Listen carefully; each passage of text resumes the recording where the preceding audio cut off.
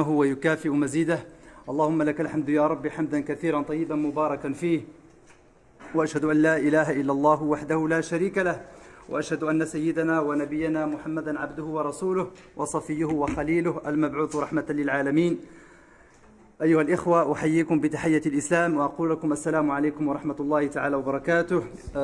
بداية أود أن أقدم اعتذاري على هذا التأخر، لأنه في الحقيقة نحن في زحمة الزمان، وأحيانا لا نضبط أوقاتنا ومواعيدنا، وهذه ربما يكون من بين أخطائنا، فنسأل الله عز وجل أن يغفر لنا ذنوبنا ويغفر لنا زلاتنا بإذن الله سبحانه وتعالى. وأطلب منكم المعذرة أيها الإخوة على الانتظار، فالأخ بشار على كل حال قام بالواجب فصبرتم واحتسبتم حتى جئت، فأسأل الله عز وجل أن يجعل هذا الوقوف وهذا المقام يحسب لكم إن شاء الله تعالى يوم القيامة بإذن الله سبحانه وتعالى.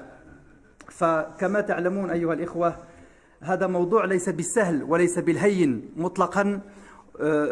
C'est un sujet qui est très compliqué à traiter dans un premier temps, et est un sujet aussi très difficile, et on ne pourra, quelles que soient les conditions, arriver à traiter tous les fondements de l'école malikite et les conséquences, voire la résultante finale sur la mise en application de l'école malikite. Ce sont des choses qu'on ne pourra jamais traiter d'un seul coup et lors d'une seule séance et une seule rencontre. D'où l'intérêt et d'où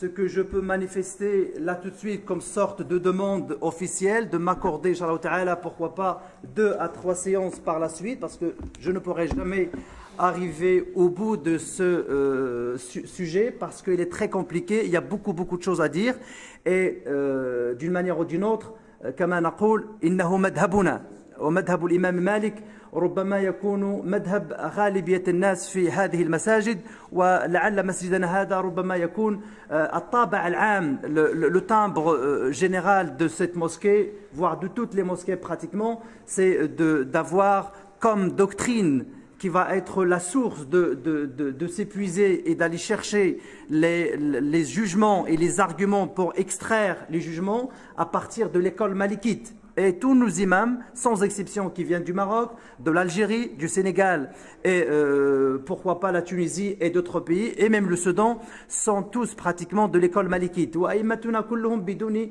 استثناء إن أتوا من المغرب أو الجزائر أو تونس أو موريتانيا أو السودان، فكلهم حتى الإمارات العربية المتحدة والكويت والبحرين، كلها دول, ce sont des États dont la doctrine officielle pour l'extraction des jugements, c'est l'école malikite. Donc c'est très compliqué de vous dire qu'aujourd'hui on pourra traiter cette question. Comme vous le savez, l'imam Malik, c'est le berceau de la science. Et Médine, c'est la source de la science, à la fois spirituelle et la science profane. Et l'imam Malik, c'est un homme dont le prophète Mohammed sallallahu alayhi wa sallam avait cité et avait parlé pratiquement avant sa naissance et avant de voir le jour. Et le prophète sallallahu alayhi wa sallam avait parlé de l'imam Malik, pas en personne, mais il a parlé d'un homme qui va être la source de la science, et que toute la planète, les gens venaient min al-maghribi wa min al-mashriq wa satudrabu ilayhi atmabu al-ibil, c'est-à-dire que les gens viendront en marchant sur des montures, sur des chameaux, aller chercher la science auprès d'un homme venant de Médine. Et tous les savants, ceux qui se sont intéressés à la question de comprendre, mais de qui il s'agit, et quel est l'homme en question dans ce hadith, et de qui le prophète Mohammed sallallahu alayhi wa sallam a parlé. Donc ils ont commencé par filtrer génération par génération, et en disant, voilà, on prend à titre d'exemple les compagnons à l'époque du prophète sallallahu alayhi wa sallam, à qui le prophète faisait allusion quand il parlait dans ce hadith, c'est-à-dire l'homme envers lequel les gens viendront de l'Est, de l'Ouest, et viendront s'épuiser, épuiser de l'effort et de l'énergie pour aller chercher de la science auprès de lui. De qui il s'agit? Donc ils ont filtré, ils ont fait un balayage auprès de ces hommes qui étaient à son époque, et ils ont trouvé que le titre et la qualité et la qualification d'être sahabi, il est encore beaucoup plus importante que d'être un savant. وفازوا بصحبة رسول الله وهذا مقام عالي. C'est un niveau très supérieur d'être uniquement la source de la science, car le fait d'accompagner le prophète et d'être avec lui, ça suffisait comme référence pour la science. Donc les compagnons n'étaient pas concernés par ce hadith. Et les chercheurs continuaient à travailler sur ce hadith pour savoir de qui il s'agit. Et ils sont partis dans la deuxième couche qui est arrivée après, c'est at-tabi'in, at-tabi'un. Et dans les suivants, c'est-à-dire les auxiliaires, ceux qui sont venus après les compagnons, et à partir de là, ils ont vu que pratiquement toute Médine, elle était en effervescence de science. Donc il n'y avait pas forcément un savant qui peut justement s'attribuer ce titre dont le prophète Mohammed avait parlé. Et ils ont dit, ce n'est pas cette génération. Ils sont passés à la troisième génération, tabi'in, et là, ils ont trouvé que l'imam Malik, effectivement, était cet homme qui est concerné par ce hadith du prophète Mohammed sallallahu alayhi wa sallam. Donc, l'imam Malik, Allah subhanahu wa ta'ala et le prophète Mohammed sallallahu alayhi wa sallam, avant même de naître, il a déjà parlé de lui. Et il a déjà mis pratiquement les gens de la science, les gens du savoir, de l'arrivée d'un homme qui va être le berceau, qui va être la source de la science, auquel et vers lequel tout le monde, tous les chercheurs de la science vont faire des efforts, vont aller chercher la science du prophète Mohammed sallallahu alayhi wa sallam. Voilà d'une manière introductive ce que je pourrais sur l'imam Malik. La naissance de l'imam Malik, c'est en l'an 93. Et vraiment, ce n'était pas forcément le plan de mon intervention, mais comme je suis arrivé en retard, donc je vais essayer d'accélérer un petit peu. Donc l'imam Malik, rahimahullah ta'ala, il est né en l'an 93. Et ce qu'il faut se rappeler, c'est que l'imam Malik, rahimahullah, il est né à Médine et il n'a jamais voyagé. Et c'était une de ses particularités, c'est qu'il n'a jamais quitté Médine pour aller au-delà. Mais la question qui se pose est que certains détracteurs de l'école malikite prennent des fois comme un argument péjoratif à l'encontre de l'école malikite les gens et les fondateurs, c'est-à-dire les suiveurs de l'école malikite disent non, ce n'est pas une caractéristique péjorative, mais c'est une très grande qualité. Car où on peut aller chercher de la science si ce n'est pas à Médine? Donc si Malik n'a pas quitté Médine, c'est parce qu'il avait raison. Il ne pouvait pas aller chercher la science ailleurs, car il n'y a pas de science religieuse au-delà du territoire de Médine. Pourquoi? Car c'est le lieu du décès du prophète sallallahu alayhi wa sallam. C'est le lieu de décès de qui? Des compagnons du prophète. C'est le lieu du décès de qui? Des épouses du prophète sallallahu alayhi wa sallam. Donc l'imam Malik avec sa famille avait raison tout simplement de ne pas immigrer, de ne pas aller au-delà de la frontière de Médine, car il n'y a pas d'autre raison, il n'y a pas d'autre choix d'aller chercher la science autre part si ce n'est à Médine elle-même. Donc, ce qui donne de la force à l'école malikite pour être une école fondamentaliste, et quand je dis fondamentaliste, ce n'est pas dans le sens péjoratif, c'est-à-dire une école qui se base sur les fondements de l'explication, de l'interprétation et de l'exégèse des textes scripturaires, ne peut être que à Médine. D'où l'intérêt que l'imam Malik, rahimahullah ta'ala, il était effectivement cet homme qui avait la couverture et qui avait englobé pratiquement toute la science qui a pu exister à l'époque. L'imam Malik, à cette époque-là, il avait un contemporain. C'est l'imam Abu Hanif al-Nu'man. Ou Abu Hanif al-Nu'man, ou yusamma al-Nu'man ibn Thabit. Et c'était son contemporain. Et il y avait, donc lui, il était à Médine, et l'autre était à Al-Koufa. Abu Hanif al-Nu'man, il était à Al-Koufa. Et ce qui faisait, subhanallah, la richesse de ces deux hommes, c'est qu'il y avait une mutualité dans le respect, il y avait un respect fondamental et mutuel entre les deux.